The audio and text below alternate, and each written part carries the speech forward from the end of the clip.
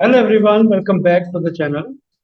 देखिए, admission of a partner topic हम cover कर रहे हैं और आज हम इसमें कवर करेंगे treatment of reserves and accumulated profits losses.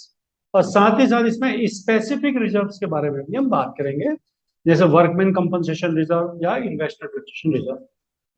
तो देखिए, जब न्यू पार्टनर एडमिट होता है तो क्या होता है कि जो ओल्ड पार्टनर्स थे उन्होंने काफी समय से काम कर रहे हैं, तो ऑब्वियसली उन्होंने कुछ पैसा बचा के रखा होगा रिजर्व्स के रूप में। से जनरल रिजर्व हो सकता है, रिजर्व फंड हो सकता है, या प्रॉफिट का ही बैलेंस हो सकता है।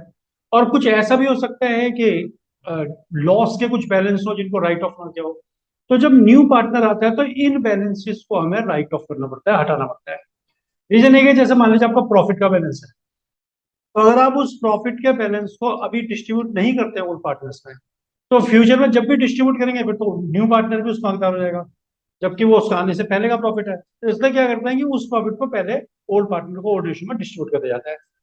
ऐसी लॉसेज हैं कि अगर लॉस का बैलेंस है तो उनको भी राइट ऑफ कर दिया जाता है। तो क्या ट्रीटमेंट इन सबका बनेगा, देखिए हम एक एक करके इनको कवर करते हैं। देखिए, जब एडमिशन होता है तो उस समय कुछ बैलेंसेज हैं जो नॉर्मल, बिल्कुल जैसे जनरल रिजर्व हो सकता है ना, रिजर्व फंड हो सकता है, या क्रेडिट बैलेंस ऑफ प्रॉफिट हो सकता है। ये कुछ बैलेंसेज हैं जो अपीयर हो सकते हैं। ये अगर आप छोटा क्वेश्चन करेंगे तो आपको दिया हुआ होगा, यानी कि जनरेटिंग का क्वेश्चन अगर होगा तो आपको दिया होगा कि इतना जनरल रिजर्व, इतना रिजर्व फंड, इतना क्रेडिट बैलेंस ऑफ प्रॉफिट है। और अगर बड़ा क्वेश्चन करेंगे तो बैलेंस शीट में ये लाइबिलिटी साइड में आपको ये चीजें दी होगी। तो इनको आपको विदाउट इंफॉर्मेशन, यानी कि क्वेश्चन में अगर इनके बारे में कुछ भी नहीं बोला है, तब भी आपको इनको डिस्ट्रीब्यूट कर देना चाहिए ओल्ड पार्टनर्स को ओल्ड रेशियो में। कैसे करेंगे? जो लाइबिलिटी साइड के आइटम है, यानी कि जो प्रॉफिट से बने हुए आइटम है, देखिए एक्यूमुलेटेड प्रॉफिट, यानी कि ऐसा प्रॉफिट जो आपने इकट्ठा करके रखा हुआ है, चाहे वो जनरल रिजर्व के रूप में हो या रिजर्व फंड के फॉर्म में हो या पीएनएल के फॉर्म में हो, तो उसको आपने क्या करना है, general reserve account debit, reserve fund account debit, profit and loss account debit to old partners capital account, पुराने रेशियो में, ओल्ड रेशियो में आपको उसको डिस्ट्रीब्यूट कर देना है ओल्ड पार्टनर्स को। तो ये है कुछ प्रॉफिट के बैलेंस। तो जैसे प्रॉफिट के बैलेंस है, ऐसे लॉसेस भी हो सकते हैं, है ना, या कोई बैलेंस हो डेफर्ड एक्सपेंसेस का जो आपने राइट ऑफ ना किया हो, तो वो भी हो सकता है। तो उनको आपको राइट ऑफ कर देना पड़ता है।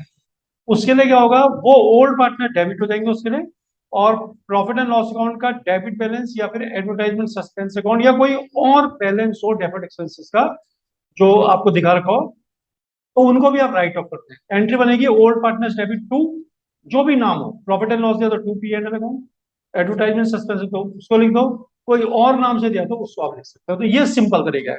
तो देखिए, इसका एक क्वेश्चन करके मैं आपको दिखाता हूँ, बहुत ही सिंपल है, कोई ऐसी खास बात भी नहीं है इसमें। उसके बाद फिर स्पेसिफिक जरूर करेंगे।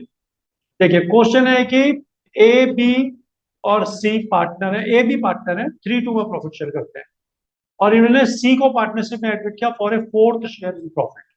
फोर्थ शेयर मतलब 1/4 में। और जिस समय सी एडमिट हुआ उस समय जनरल रिजर्व 30,000, हम मार्क कर लेते हैं क्या क्या है। जनरल रिजर्व है 30,000 रुपीज, ठीक है। और रिजर्व फंड है आपके पास 20,000 रुपीज। और इसके अलावा आपको दिया हुआ है कि they also have a debit balance of profit and loss account, यानी कि प्रॉफिट एंड लॉस अकाउंट का डेबिट बैलेंस है, ब्रैकेट में लिखते हैं डेबिट, कितना है, 12,000। और एडवर्टाइजमेंट सस्पेंस अकाउंट का बैलेंस है रुपीज 6,000। ये चार बैलेंसेज है जो आपको हटाने पड़ेंगे। इनको पहले ही आपको अकाउंट से राइट ऑफ कर देना, हटा देना है, जिससे कि फ्यूचर में कोई प्रॉब्लम क्रिएट ना हो। तो इन सब के लिए आपको रेशियो यूज करना है, ओल्ड रेशियो जो कि 3:2 है। तो चलिए, पहले प्रॉफिट के जो आइटम है उनको हम डिस्ट्रीब्यूट कर देते हैं ओल्ड पार्टनर्स में। तो ओल्ड पार्टनर्स के नाम है ए और बी, और दो आइटम है प्रॉफिट के, जनरल रिजर्व और रिजर्व फंड। तो हमने क्या एंट्री करनी है, देखिए सबसे हम करेंगे जनरल रिजर्व अकाउंट डेबिट, उसके बाद रिजर्व फंड अकाउंट डेबिट। फिर ये देना है किसने, हम लोग ए और बी को। तो एस कैपिटल अकाउंट, बीस कैपिटल अकाउंट, ये डिस्ट्रीब्यूट हमने कर देना। प्रॉफिट के दोनों आइटम ने बांट दिए। 30,000 जनरल रिजर्व है और 20,000 रिजर्व फंड है। तो टोटल हो गया 50। 3:2 में काटना, इसको डिवाइड करना है तो टोटल 5 होगा ना। 50 को 5 से डिवाइड करोगे आएगा 10, 10 3 जा 30, 10 2 जा 20। आप चाहें तो अलग अलग भी कर सकते हैं, general reserve debit to A B और reserve fund debit to A B. दो आइटम हमारे प्रॉफिट एंड लॉस पे जो इस पे जो दे रखे हैं वो लॉस वाले हैं, जिसमें एक प्रॉफिट एंड लॉस का डेबिट बैलेंस है 12,000 और दूसरा एडवर्टाइजमेंट सस्पेंस है। तो इससे हमें क्या करना है, इसको उल्टा कर लेना है, पार्टनर्स को इसके लिए हमें डेबिट करना पड़ेगा ए और बी। तो हम एंट्री क्या बनाएंगे, एज कैपिटल अकाउंट डेबिट, के बाद B's capital account debit to advertisement suspense account लिख दो। और दूसरा था प्रॉफिट एंड लॉस का डेबिट करना, उसको लिखना है टू प्रॉफिट एंड लॉस। ये दो आइटम थे, दोनों हमने राइट ऑफ कर दिए। दोनों का बैलेंस दे लो कितना कितना है अमाउंट। प्रॉफिट एंड लॉस में 12 है, एडवर्टाइजमेंट सस्पेंस में 6 है। तो इसमें आप देखो 6 तो ये हो गया और ये 12 है प्रॉफिट एंड लॉस, तो 18,000 हो गया। 18,000 को हम डिवाइड करेंगे 5 से। 5 से डिवाइड करके आ जाएगा ये 3,600। 3,600 इंटू 3 यानी कि 10,800 ए को डेबिट कर लो और इंटू 2 करोगे तो 7,200 इसको डेबिट। देखिए स्पेसिफिक रिजर्व यानी कि ऐसे रिजर्व जो किसी स्पेसिफिक वर्क के लिए बने हुए हैं, किसी विशेष काम के लिए बने हुए हैं, और उनको यूज भी उसी काम में आपको करना पड़ेगा, किसी और काम में आप नहीं कर सकते। तो इससे रिलेटेड पहला रिजर्व है वर्कमैन कंपनसेशन रिजर्व, जिसे हम शॉर्ट में बोलते हैं WCR। तो ये क्या होता है कि बिजनेस में अगर काम करते हुए वर्कर्स को चोट लग जाए तो बिजनेस को उसे कंपनसेट करना पड़ता है, जो खर्चा उसके इलाज में होता है वो बिजनेस को देना पड़ता है। तो इसको बोलते हैं वर्कमैन कंपनसेशन रिजर्व। अब देखिए कि 4 केसेस बन सकते हैं इसमें। जब न्यू पार्टनर आता है तो आप 4 केसेस के अंदर इसको ट्रीट करेंगे। जैसे पहला क्या हो सकता है, there is no claim against WCR। जिस दिन नया पार्टनर आया उस दिन तक वर्कमैन कंपनसेशन के अगेंस्ट कोई क्लेम नहीं है। तो ऐसे में आप क्या करेंगे, पूरा का पूरा वर्कमैन कंपनसेशन रिजर्व आप डिस्ट्रीब्यूट कर दें ओल्ड पार्टनर को ओल्ड रेशियो में। फिर दूसरा हो सकता है there is a claim but claim value is less than WCR, यानी कि क्लेम तो है लेकिन WCR की वैल्यू से कम है। मान लीजिए 10,000 WCR है और 3,000 का आपके ऊपर क्लेम आया, तो 7,000 फ्री है, उसको आप बांट देंगे। 3,000 क्लेम ले लेंगे और 7,000 रुपये बांट देंगे। दूसरा हो सकता है कि claim and claim value is equal, जितना क्लेम है उतना ही आपका वर्कमैन कंपनसेशन रिजर्व है, यानी कि 10,000 वर्कमैन कंपनसेशन है तो 10,000 का ही आपका क्लेम भी आ रहा है। और चौथा हो सकता है कि क्लेम वैल्यू WCR से ज्यादा है, यानी कि 10 का क्लेम है, 10 का रिजर्व है, तो आपके पास 12 की लाइबिलिटी आ गई क्लेम की। तो ये सभी को कैसे ट्रीट करेंगे, देखिए मैं आपको एक क्वेश्चन बना रखा है, उसको करके आपको दिखा देता हूँ, तो आप एक एक करके सब समझ जाएंगे। देखिए ए बी पार्टनर है, प्रॉफिट शेयर करते हैं 3:2 में। दो पार्टनर ए बी 3:2 में प्रॉफिट शेयर करते हैं। सी को 1/5 प्रॉफिट के लिए एडमिट किया और सी जो है 40,000 रुपीज, सी के एडमिशन के समय 40,000 रुपीज WCR के क्रेडिट में है, यानी कि वर्कमैन कंपनसेशन रिजर्व 40,000 से एग्जिस्ट हो रहा है जिससे सी आया है। आपको जर्नल एंट्री करनी है कि अगर कोई क्लेम ना हो, क्लेम हो लेकिन 12,000 ही है, यानी कि 40,000 से कम है। तीसरा हो सकता है कि 40,000 WCR और 40,000 क्लेम है, और चौथा हो सकता है 40,000 WCR है 65,000 क्लेम। तो इन सभी केसेस में क्या एंट्री होगी, देखिए सबसे पहले आपको कहना है कि कोई क्लेम ही नहीं है, तो आपने क्या करना है, ये जो 40,000 WCR उसको बांट दें आप ए और बी में ओल्ड रेशियो 3:2 में। तो देखिए क्या एंट्री बनेगी, एंट्री बनेगी केस 1 में WCR, यानी कि एग्जाम में तो आप पूरे लिखना workman compensation reserve debit to A's capital account B's capital account. तो ये आपका पहला केस हो गया जिसमें कोई लाइबिलिटी है ही नहीं। तो 40,000 रुपये आपके पास WCR में है, पूरे 40,000 आप डेबिट करें और 3:2 में बांटना है, तो 5 से डिवाइड करेंगे 8 आएगा, 8 3 जा 24, 8 2 जा 16। ये पहला केस हो गया। दूसरा केस क्या आता है कि there is a claim of 12,000, 12,000 का क्लेम है, तो आपको इसमें क्या करना पड़ेगा, 12,000 के क्लेम में देखिए WCR तो आपको डेबिट करना ही है हर केस में, चाहे लाइबिलिटी हो चाहे ना हो, कम हो ज्यादा, उससे कोई फर्क नहीं। WCR debit. अब जब क्लेम है तो वर्कमैन कंपनसेशन क्लेम अकाउंट, ये आप एंट्री बनाएंगे। वर्कमैन कंपनसेशन क्लेम, देखिए एग्जाम में आपको पूरा ही लिखना होगा, यहाँ मैं शॉर्टकट लिखता हूँ, लेकिन एग्जाम में आप पूरा लिखना है। 40,000 का WCR है, 12,000 का क्लेम है, तो जो बाकी 28,000 बच गया वो आप ए और बी में बांट दें, जो बचा हुआ है। तो A is capital account, to B capital account. ये दूसरा केस आपका कंप्लीट हो गया। देखिए 28,000 रुपये बच रहा है ना, इसको आपने 3 2 में बांटना, तो 5 से ऐड करें, 5 5 जो 25, 5 6 30, 5600 आ रहा है। 5600 इंटू 3, 15,018, 16,800, और 56 इंटू 2, 11,200। तो ये आपका डिस्ट्रीब्यूट हो गया बचा हुआ पैसा।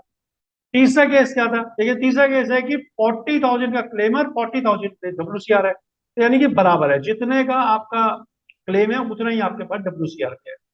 तो केस 3 में आप क्या करेंगे, workman compensation reserve account debit, ये आपको हमेशा करना पड़ेगा debit, to workman compensation claim account. Workman compensation claim account में आप ट्रांसफर कर देंगे पूरा 40,000 रुपये, ना तो आपको कम पड़ा और ना ही आपको बचा के आप पार्टनर को बांट सके।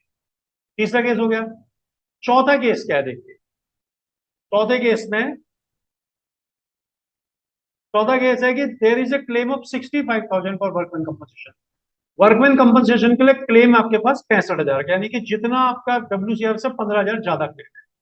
तो आप क्या करेंगे, इसमें दो एंट्री बनेगी। देखिए पहली एंट्री क्या बनेगी, WCR अकाउंट डेबिट 40,000 का है, और आपको क्लेम कितना आ गया 65,000 का, तो आपको 25,000 जो कम पड़ रहे हैं तो आप ले रिवैल्यूएशन अकाउंट डेबिट, वहां से आप ये 25,000 ले लें, और to workman compensation claim account, ये 65,000 रुपये आप यहाँ।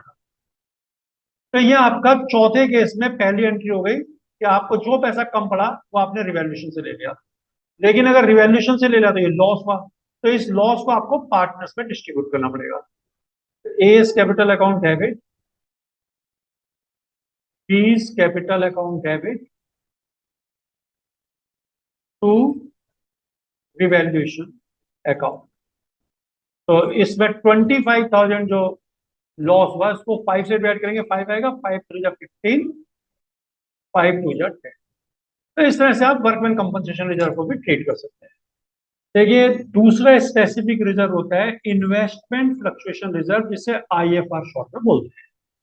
तो इसमें क्या होता है कि इन्वेस्टमेंट जो होता है उसकी एक होती है मार्केट वैल्यू और दूसरी होती है बुक वैल्यू। जो बैलेंस शीट में लिखी है वो उसको बुक वैल्यू बोलते हैं, और जो मार्केट वैल्यू बाजार में उसका कीमत है उसको मार्केट वैल्यू बोलते हैं।